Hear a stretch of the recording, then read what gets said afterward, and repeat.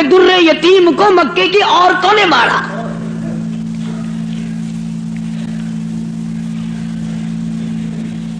اور کس کی عبادت کرتے ہو؟ کس کی پوجا کرو گے؟ کون ہے عبادت کے لائق؟ فرمایا میں تو عبادت بھی، سجدہ بھی، رکوع بھی، نظر نیاز بھی ساری اس کے لیے کرتا ہوں. ولیکن اعبد اللہ الذی یتوفاکم. فرمایا میں اس کو خدا مانتا ہوں، میں اس کو رب مانتا ہوں، میں اس کو مشکل کشا مانتا ہوں، میں اس کو حاجت روا مانتا ہوں، میں اس کو نظر نیاز کا حقدار مانتا ہوں جو میری اور تمہاری موت پہ قادر ہے.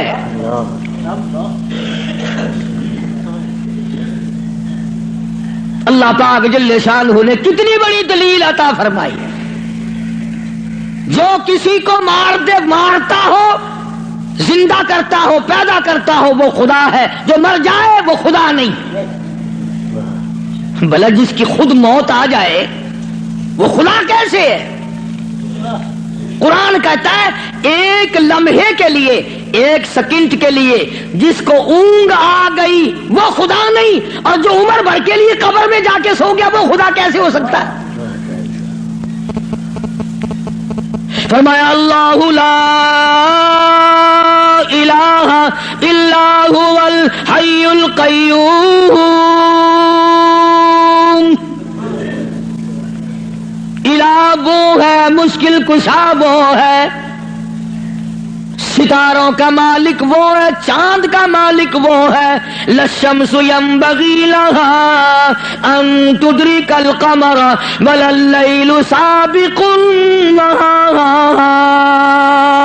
وكل في فلك يسبحون.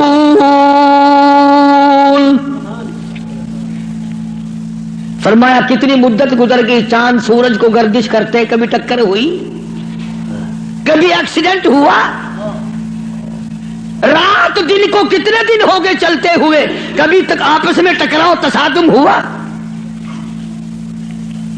تو ارشاد فرمایا محمد عربی صلی اللہ علیہ وسلم کی زبان سے، اللہ پاک نے، کلام خدا ہے، زبان مصطفیٰ ہے، حکم خدا کا ہے، زبان کالی کملی والے کی ہے.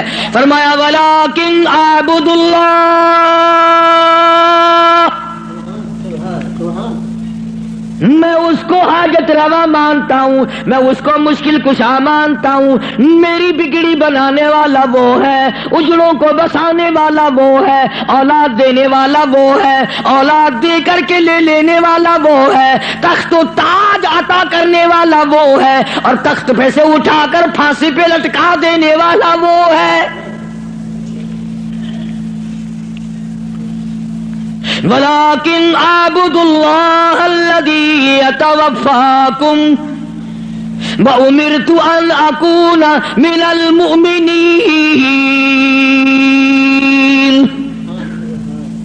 مجھے حکم ملا ہے کہ میں سب سے پہلے اس مالک کائنات پہ یقین کرنے والا بنوں، فرما برداری کرنے والا بنوں، احکام کو سنبھالنے اور عمل کرنے والا بنوں.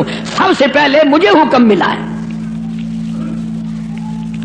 وَأَنْ أَقِمْ وَجْهَكَ لِلدِّينِ حَنِيفًا وَلَا تَكُونَنَّ مِنَ الْمُشْرِكِينَ.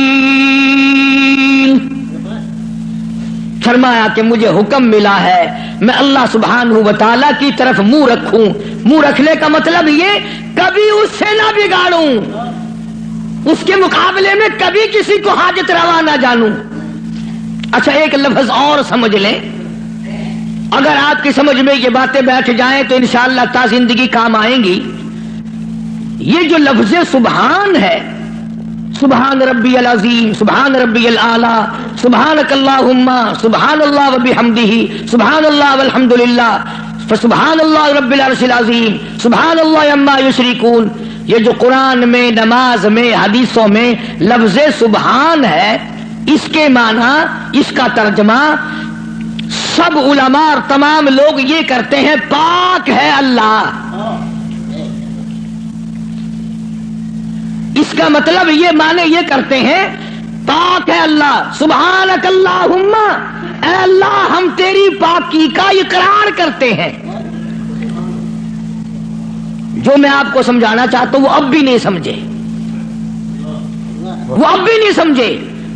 پاک ہے ذات تیری، پتہ لوگوں نے کیا سمجھا؟ گندگی سے پاک ہوگا، چھینٹے پڑنے سے پاک ہوگا، استنجا کرنے سے پاک ہوگا، بیوی سے پاک ہوگا، ماں باپ سے پاک ہوگا، کھانے پینے سے پاک ہوگا، سونے سے پاک ہوگا، کسی کا محتاج نہیں ہوگا۔ یہ معنی نہیں ہے۔ سبحانک اللہم، اے اللہ ہم تیری پاکی کا اقرار کرتے ہیں، تو پاک ہے۔ کیسے پاک ہے؟ پلیتی سے پاک مراد نہیں، ناپاکی سے مراد پاک نہیں، بلکہ تو پاک ہے اس بات سے کہ تیری خدائی میں کوئی ساجھی بنے، تو اس بات سے پاک ہے، کوئی تیرا ساجھی بن نہیں سکتا۔ اس لیے فرمایا سبحان اللہ عما یشرکون، تو شریکوں سے پاک ہے۔ بے ہم سب کے شریکے ہیں، بھائی ہیں، برادری ہیں، قربے ہیں، قبیلے ہیں، چچے تائے ہیں، ہم سب شریکوں والے ایک خدا کی ذات ہے جس کا کوئی شریکہ نہیں، شریک نہیں، ساجھی نہیں، ہمسر نہیں، پیدا کرنے والا کوئی نہیں، اس سے کوئی پیدا نہیں ہوا، وہ اپنی خدائی میں یکتا ہے، قدیم ہے، ہمیشہ سے ہے، ہمیشہ رہے گا، ساری دنیا مٹ جائے گی، خدا جب بھی رہے گا۔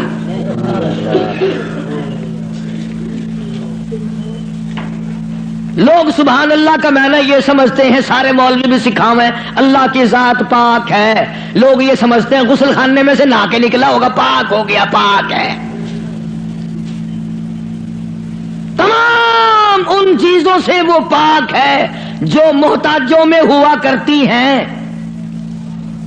اور وہ اتنا بڑا پاک ہے کہ 1,24,000 نبی مل کر، سن لو اور دل کی تختی پہ لکھ کے لے جاؤ، آدم علیہ السلام سے لے کر امام الانبیاء محبوب کبریا حضرت محمد مصطفیٰ صلی اللہ تعالی علیہ وسلم کی ذات اقدس تک 1,24,000 نبی،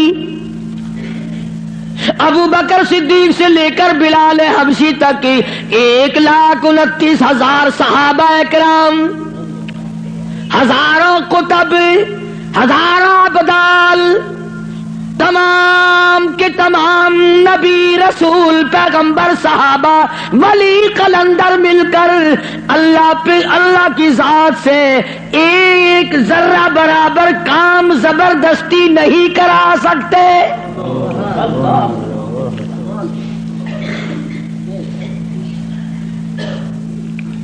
کوئی زبردستی نہیں کرا سکے گا۔ آیت الکرسی کی کیسٹ آپ نے سنی ہوگی، فرمایا من ذا الذی یشفع عنده الا باذنہ۔ من، یہ جو لفظ ہے عربی کا من، اس کے معنی پتہ کیا ہے؟ جیسا کہ اردو بولی میں اگر کوئی بات کہی جائے نا، ایک آدمی یکدم کہتا کون کہتا ہے، کون کہتا ہے، یوں ہے، ملتانی زبان کو چاہ دے نہیں، کیڑا بندہ آدھا ہے میرے سامنے ایک باری منہ کراؤں گا، لکھا صحیح نہ گھنچا، کیڑا آکھدا ہے۔ فرمایا من ذا الذی یشفع عنده، کون ہے، کون ہے زبردستی سفارش مجھ سے کرانے والا، میرے سامنے کرنے والا، الا باذنی، جب تک میں اجازت نہ دوں کوئی دم نہیں مارے گا، میری طرف سے اجازت جب تک نہ ہوگی، نہ اولاد ماں باپ کے حق میں سفارش کر سکے گی، نہ نیک آدمی اپنے ساتھیوں اور دوستوں کے بارے میں سفارش کر سکے گا، بلکہ فرمایا جب تک میری طرف سے اجازت نہ ہوگی، نبی بھی، خود مدنی کریم صلی اللہ علیہ وسلم بھی اس وقت تک سفارش نہیں کر سکتے جب تک اللہ پاک کی طرف سے اجازت نہ ملے۔ جو میں نے ترجمہ کیا، گھروں میں قرآن کریم رکھے ہیں، دیکھ لینا جا کر۔ من ذلذی، کون ہے، کس کی مجال ہے، کس کی جرت ہے، کون میرے سامنے آ سکتا ہے؟ اور کیسے سامنے آئے؟ میدان محشر ہوگا. قرآن کریم ہے، اب آیت آتی ہے یوم یجمع اللہ، یوم یجمع اللہ الرسل فیقول ماذا اجبتم. اللہ پاک سارے نبیوں کو، سارے رسولوں کو، سارے نبیوں کو، سارے پیغمبروں کو جمع کر کے فرمائیں گے کیا تم نے لوگوں کو کہا تھا؟ حالانکہ اللہ پاک جانتا ہے، وہ عالم الغیب ہے، اسے پتہ ہے، مگر پھر بھی ضابطے کو پورا کرنے کے لیے پوچھتا ہے. ایک دو کی بات نہیں، یوم یجمع اللہ الرسل، سارے رسولوں سے اللہ پوچھے گا. فَيَقُولُ مَاذَا أُجِبْتُمْ، کیا تم نے کہا تھا خدا کے سوا ہماری پوجا کیا کرو، ہماری قبروں کو سجدے کیا کرو، ہماری قبروں کا طواف کیا کرو، ہماری قبروں پہ غلاف چڑھایا کرو، ہماری قبروں پہ دیوے بالا کرو، ہماری قبروں پہ پھول چڑھایا کرو. فَيَقُولُ مَاذَا أُجِبْتُمْ، کیا تم نے کہا تھا؟ قرآن کریم ہے، سارے کے سارے کانپ جائیں گے، لرز جائیں گے، ڈر جائیں گے، اور سارے نبی فرمائیں گے قالوا لا علم لنا. اے بے نیازی، او بادشاہ، او خالق، او مالک، تیری ذات جانتی ہے، لا علم لنا، ہمیں تو پتہ بھی نہیں یہ بدبخت کب سجدے کرنے آئے، کب پوجا کرنے آئے، کب چراغ جلانے آئے، ہمیں کون سی سردی لگتی تھی، یہ کب غلاف چڑھانے آئے، یہ کب پھول چڑھانے آئے. انک انت علام الغیوب.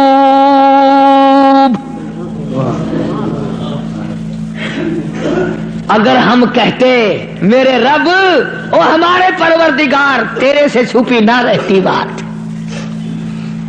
ہم نے نہیں کہا ان کو.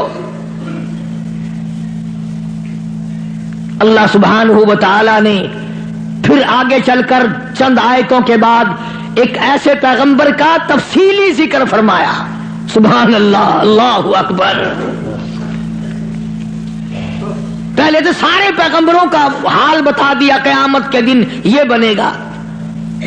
پھر اگلی آیتوں میں ایک ایسے پیغمبر کا، ایک ایسے رسول کا ذکر خیر فرمایا جن کی ذات کو عیسیٰ علیہ السلام کہتے ہیں، جن کو اس وقت پوری دنیا میں آدھے سے زیادہ آبادی خدا مانتی ہے. اس پیغمبر کا صاف پھر اعلان کیا، فرمایا وَإِذْ قَالَ اللَّهُ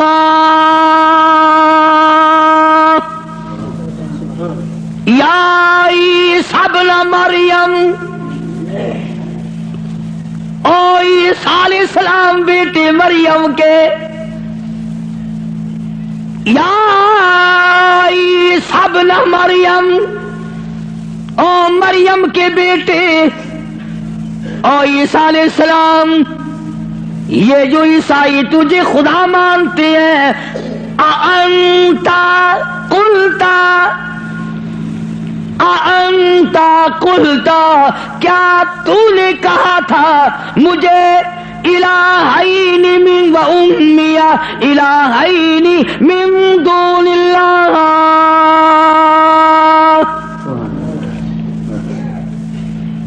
کیوں جناب اے عیسیٰ علیہ السلام، کیا تم نے کہا تھا لوگوں کو کہ مجھے اور میری والدہ کو خدا ماننا؟ اب ایک کڑوی بات کہہ دوں، عیسائی ایک عیسیٰ علیہ السلام کو خدا مانتے ہیں، ایک ابراہیم علیہ السلام کو خدا مانتے ہیں.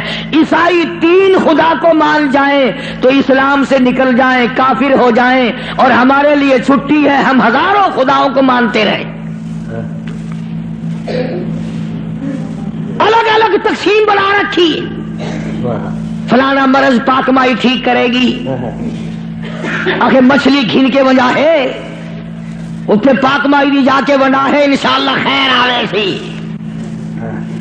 مچھلیاں دی جا بئی گولی کھڑن، ککڑاں دی جا بئی ہے، بکریاں دی جا بئی ہے، ساڈا نمبر آوے انشاءاللہ کٹے دا گوشت، ماں پیو دا ختم نوانا ہوئے نا،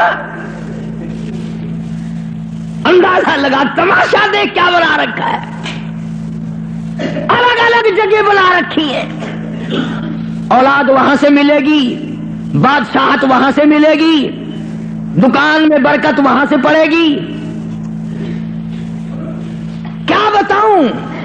اب آئی سب نہ مریم، او عیسیٰ علیہ السلام بیٹے مریم کے انتا، خدا کی قسم اگر تم عربی سمجھتے نا، عربی تمہارے کلیجے پھٹ جاتے، خدا نے یہ جو لفظ استعمال کیے نا یہاں انتا، بڑے جھڑکی والے لفظ ہیں، او کیا تو نے من دون اللہ میرے سوا، اللہ اکبر، اللہ پاک کے غضب کو، اللہ کے قہر کو، اللہ کے جلال کو انبیاء سے زیادہ کون سمجھ سکتا ہے؟ پیغمبروں سے زیادہ اس کے قہر کو کون جانے؟ عیسیٰ علیہ السلام تھرا جائیں گے، گھبرا جائیں گے، قرآن اب جواب کیا ہونا چاہیے تھا؟ سب کو اللہ کے سوا خدا بنا لینا، تو جواب یہ ہونا چاہیے تھا نہیں جی، نہ صحیح، نہیں صاحب میں نے ایسا نہیں کیا، اللہ اللہ۔ اب آتی ہے عیسیٰ علیہ السلام روئے، گھبرائے، بول اٹھے، فرمانے لگے قال سبحانک، آیا وہی لفظ عیسیٰ علیہ السلام، پاک ذات تیری، سبحانک تو پاک ہے، شریکوں سے پاک ہے، عیبوں سے پاک ہے، جب تو خود پاک ہے میں شریک کیسے بن جاتا؟ ہاں کی بات نہیں کری، خدا کی عدالت ہے، ہاں شیشن میں عدالت میں پیشی ہونا کئی دن پہلے بخار چڑھ جاتا ہے، ہائی کورٹ کی پیشی ہو ہفتہ پہلے دماغ خراب ہو جاتا ہے، سپریم کورٹ کی پیشی ہو 6 مہینے پہلے دماغ خراب ہو جاتا ہے فکر میں، ارے خدا کی عدالت کی پیشی ہے، عدالت خدا کی ہے، پیشی نبی کی ہے۔ فرمایا قال سبحانک، بولے ہیں عیسیٰ علیہ السلام یا اللہ پاک ذات تیری، ما یکون لی ان اقول ما لیس لی بحق، یا اللہ تو پاک ہے، جن چیزوں سے میں ایسی بات کیسے کہہ سکتا ہوں، کیوں کر میں کہتا ایسی بات جس سے تو پاک ہے، یعنی اور خدا ہو ہی نہیں سکتا۔ اور آگے پھر عیسیٰ علیہ السلام نے اور فرمایا ان کنت قلتہ فعلمت، اگر میں کہتا یا اللہ تو جان لیتا، تجھ سے چھپا ہوا کچھ بھی نہیں ہے، تجھے علم ہوتا، کیوں؟ تعلم ما نفسی ولا اعلم ما فی نفسک، تجھے وہ سارا پتا ہے جو میرے دل میں ہے، میرے جی میں ہے، اور میں نہیں جانتا جو کچھ تیرے علم میں ہے۔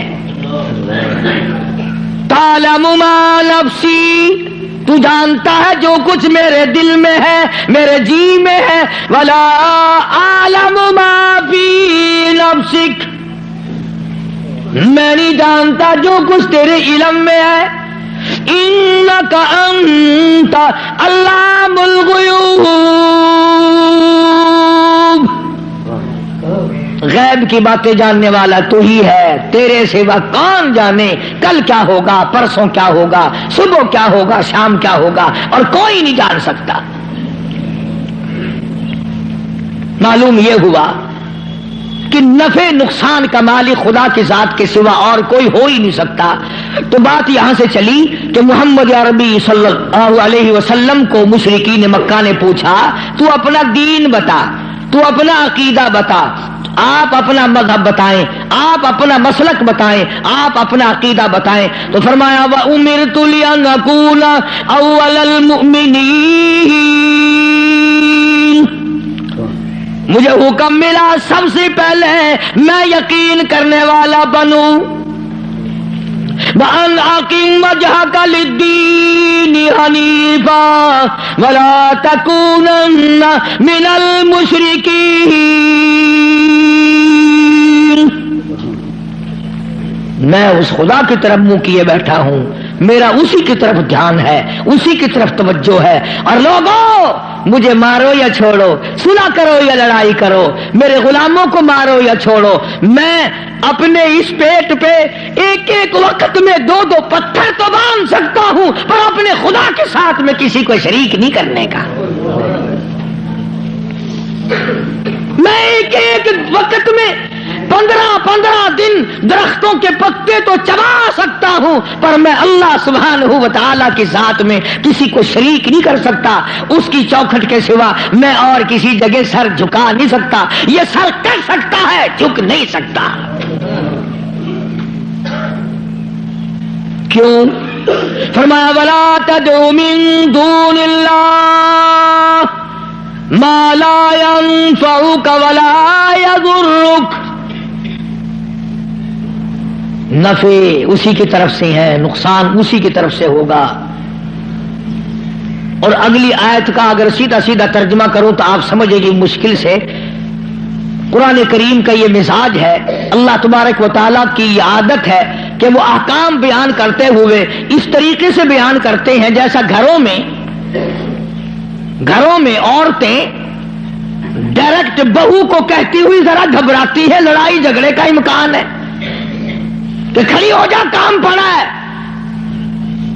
اصل مقصد ہے بہو کو کہنا, لیکن ماں کرے گی کیا؟ یہ چھوکری کھڑی ہو جا, دیر ہوگی, شرم نہیں آتی, اب تک پڑی ہے.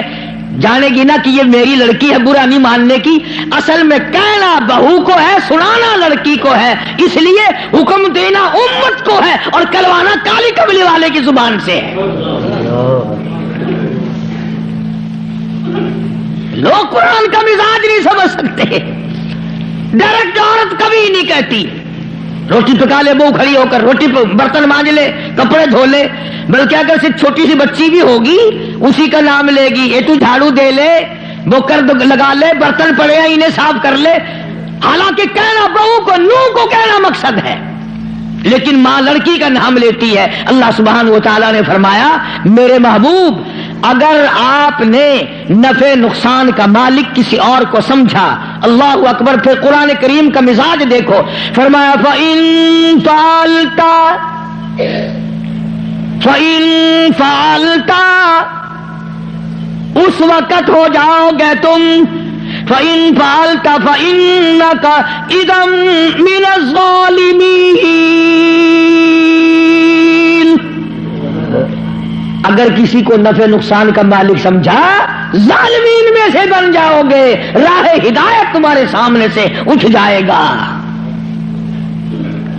اس لیے میں نے یہ عرض کیا, بڑی 11ویں, چھوٹی 11ویں, درمیانی 11ویں, پتہ نہیں کیا کیا بنا رکھا ہے. اصل قصور ہمارا مولویوں کا نہیں ہے جو بدعت نکالتے ہیں, قصور تمہارا ہے. اگر خوشی خوشی میں صبح صبح مولویوں کے متھے 2-4 روپے مار آؤ تو ایمان سے نہ یہ تمہیں 11ویں بتائیں نہ یہ 18ویں بتائیں. رہنا تو یوں نکلتا ہے نا. فرمایا پھر ظالمین میں سے ہو جاؤ گے اگر تم نے, اب جس کا یہ عقیدہ ہے کہ اگر میں نے 11ویں نہ بنائی تو بھینس دودھ نہیں دے گی. اس لیے قرآن کریم کی میں نے وہ آیت عرض کی تھی پچھلے جمعے کو. اللہ فرماتے ہیں بھینس کا چمڑا کالا, کھاتی ہے سب ساوا چارہ, اور ادھر گوبر ہے اور ادھر رتا خون ہے, بیچ میں سے سفید خالصاً صاف ستھرا دودھ تو نکال لوں میں, پیدا کروں میں, اور جب تیرے ہاتھ میں آ جائے کہ تمہیں نہ پیا بسایا 11ویں کا کھیر بنے نہ کھڑا.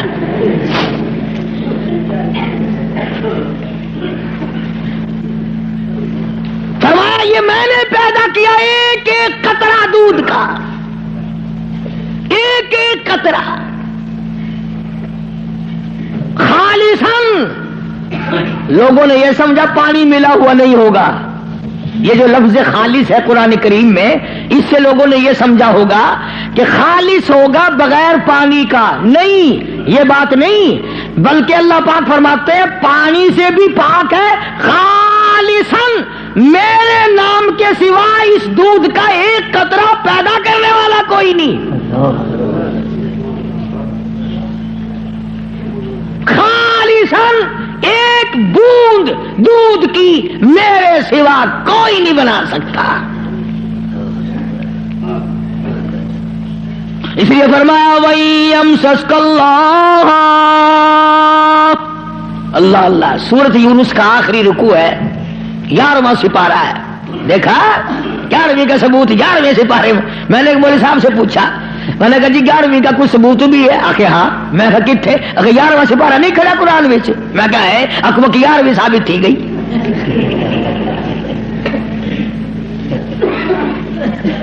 11واں سپارہ آخر نہیں، میں کہا ہے اکبر تھی گئی۔ اندازہ لگا کیا قصے ہیں یہ۔ اللہ پاک ہماری رگوں سے بڑا واقف ہے، جانتا ہے نا آدمیوں کی کمزوریوں کو، اور خود اس نے جو بنایا۔ فرمایا کہ اچھا جی یہ باتیں اس وقت تک کی ہیں جب آدمی سکھیا ہو، جب پریشانی میں ہوتا ہے، جو چکر میں پھنستا ہے، مت ماری جاتی ہے، عقل کام نہیں کرتی، پھر وہ اس قسم کا کام کر بیٹھتا ہے۔ اللہ پاک نے فرمایا وَإِيَمْسَسْكَ اللَّهُ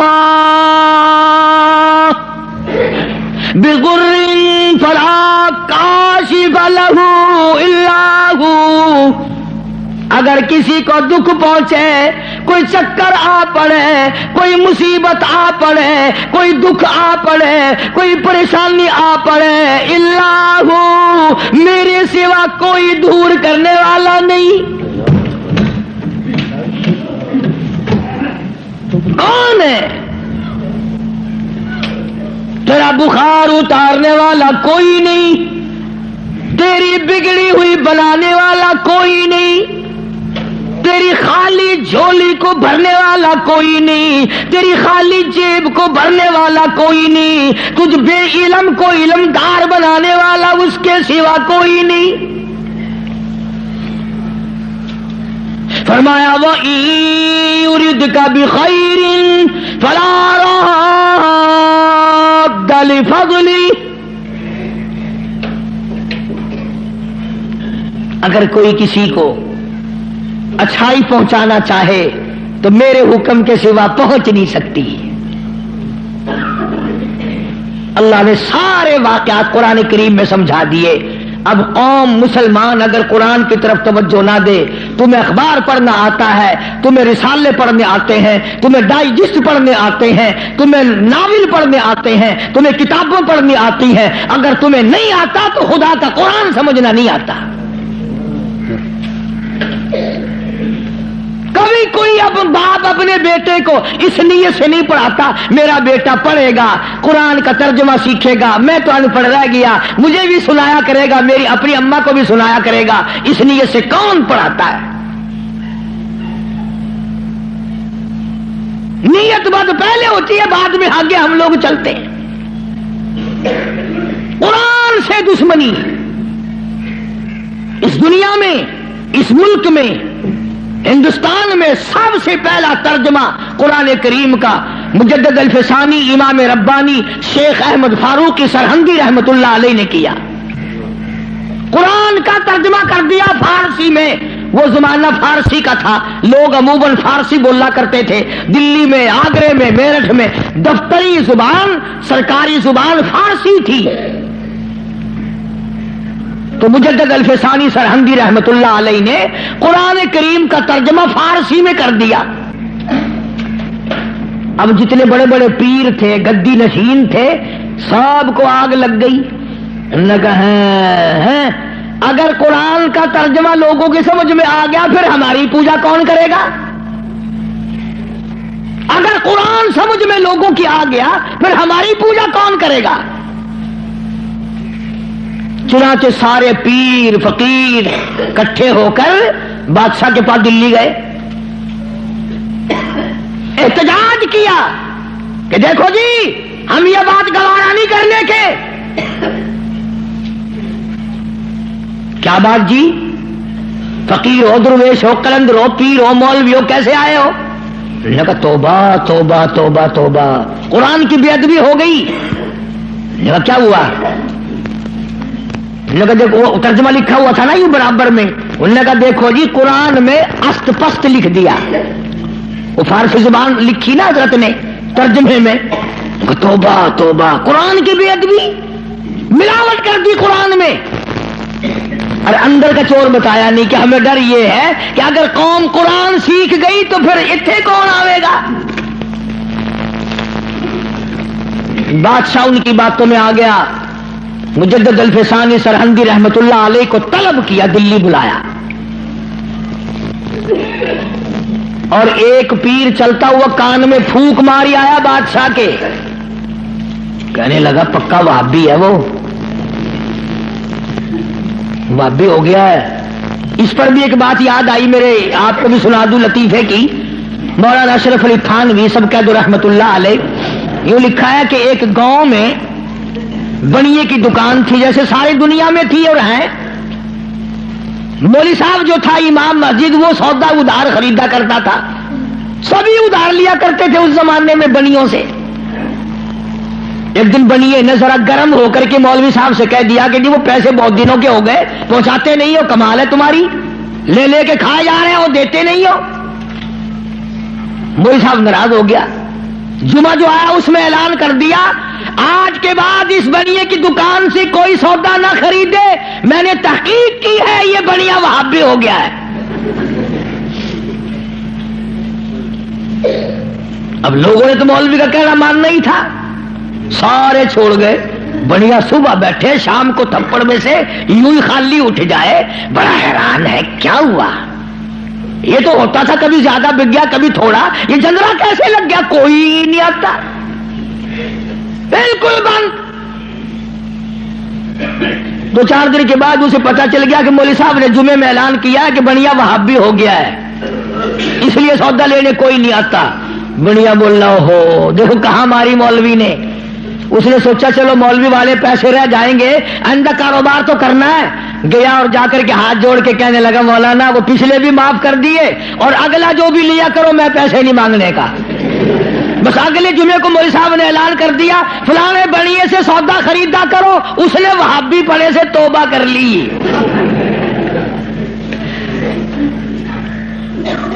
मुजद्दिद अल-फसानी सरहंदी रहमतुल्लाह अलैह सरदार सरताजुल औलिया, बादशाह के कान में एक पीर कह आया कि वो वहाबी है। अच्छा देख लूंगा मैं। बुलाया मुजद्दिद साहब को, और किसी ने कह दिया तुझे सजदा नहीं करने का, वो बादशाहों को लोग सजदे किया करते थे, तुझे सजदा नहीं वो करने का। तो उसने क्या किया, बादशाह ने अपने दरबार में एक मोरी बनवाई, एक दरी बनवाई, जिसमें से आदमी झुक के गुजरे तो गुजरे वरना गुजर ही नहीं सकता था। इन्होंने कहा चलो मौलवी है वो अकड़ा हुआ, सजदा तो करेगा नहीं, बाकी मेरी इज्जत तो होगी, इसमें से तो झुकेगा ना, दरी में से तो, इस दरवाजे में से तो झुक के आएगा, कम से कम लोग देख तो लेंगे। बादशाह के सामने मौलवी भी, शेख अहमद फारूकी, मुजद्दिद साहब भी झुक रहे हैं। लेकिन इन अल्लाह वालों की अकल को बादशाह कहां पहुंच सकते हैं। सुभान अल्लाह, अल्लाह वाले होते हैं। जब वो आया ना मौका, मोरी आई, वो दरी आई, और मुजद्दिद साहब को कहा कि जी इसमें से गुजरना है, बादशाह अंदर आपको बुला रहा है। मुजद्दिद साहब सियाना आदमी, यूं दोनों पैर पहले अंदर टपा के और फिर यूं करके अंदर गए। सारा दरबार हैरान हो गया कि ये क्या हुआ भाई। उसने अपनी जान में जोर भी लगाए, दरी बनवाई, मोरी बनवाई कि चलो मसनूई झुक जाएगा। मुजद्दिद साहब ने पहले पैर अंदर निकाले, कैद कर दिया। अल्लाह अल्लाह अल्लाह। हाँ, कुरान का तर्जुमा जिसने भी किया मार खाई। نبی نے کیا اس کو پتھر لگے، مجدد نے کیا اس کو قید ملی، آج میں ترجمہ کروں گا تو مجھے ہی کیا دے کے جاؤ گے؟ فرمایا مدنی کریم صلی اللہ تعالی علیہ وسلم نے آگا اس بات کو پلے باندھ لو، ساری دنیا کی عبادات اور ساری دینی عبادات کا مدار ہے اللہ کی توحید پہ۔ مجدد صاحب کو جیل میں ڈال دیا قرآن کا ترجمہ کرنے کے جرم میں، تو آج ہی کون معاف کرتا ہے؟ قرآن کریم کا جو ترجمہ سنائے گا، جو مصطفیٰ کریم صلی اللہ علیہ وسلم کے ارشاد کو صحیح صحیح سنائے گا، کون سامنے پیش کرے؟ ایک بات تو یاد کرنے کے قابل ہے، اللہ اکبر، نبی کا آخری وقت ہے صلی اللہ علیہ وسلم۔ ایمانداری سے بتاؤ، قبلے کی طرف منہ کیے ہوئے سارے باوضو بیٹھے ہو، مرد عورت وضو کے ساتھ بیٹھے ہو، آخری وقت ہو، بالکل آخری وقت ہو، یقین ہو جائے دل کو کسی طرح سے بھی کہ میرا آخری وقت ہے، پھر آدمی ہر وہ چیز مانگتا ہے جو اچھے سے اچھی لگے آخرت کے اعتبار سے، توبہ کرنے کی کوشش کرتا ہے، استغفار کرتا ہے، یعنی جو کام اس کی نظروں میں سب سے اچھا ہو وہ کرنے کی کوشش کرتا ہے۔ آخر میں مدنی کریم صلی اللہ تعالی علیہ وسلم کا آخری وقت ہے، اللہ پاک کی حضور میں جھولی پھیلا دی، مانگنے والا مصطفیٰ کریم صلی اللہ علیہ وسلم ہے، دینے والا خدا ہے۔ آخری وقت میں کیا مانگا؟ اولاد نہ مانگی، کھانا نہ مانگا، کپڑا نہ مانگا، اولاد کے لیے کچھ نہ مانگا، گھر والیوں کے لیے کچھ نہ مانگا، بیٹیوں کے لیے کچھ نہ مانگا، فاطمہ الزہرا کے لیے کچھ نہ مانگا، سیدنا حسن کے لیے کچھ نہ مانگا، سیدنا حسین کے لیے کچھ نہ مانگا، تمام گھر والوں کے لیے کچھ نہ مانگا، اور فرمایا اللہم او میرے رب لا تجعل قبری، او میرے معبود میری قبر کو سجدہ گانا بنانا۔